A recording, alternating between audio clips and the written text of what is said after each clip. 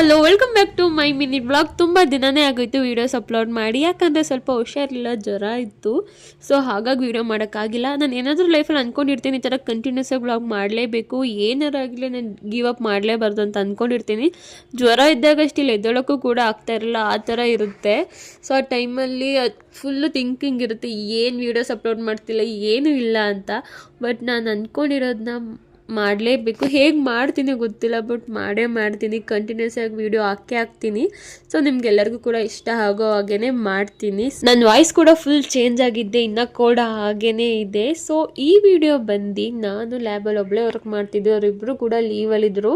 So ನನಗಂತೂ ಸಿಕ್ಕಾಬಟ್ಟೆ ಬೇಜಾರಾಗೋಯ್ತು. Patient attend ಮಾಡೋದು ಬಿಡಿ, ಒಬ್ಬಳೇ ಇದ್ದಿದ್ದೆಲ್ಲ ಬೆಳಗಿಂದ ಸಂಜೆ ತನಕ ಎಷ್ಟು ಫೋನ್ ನೋಡೋದು.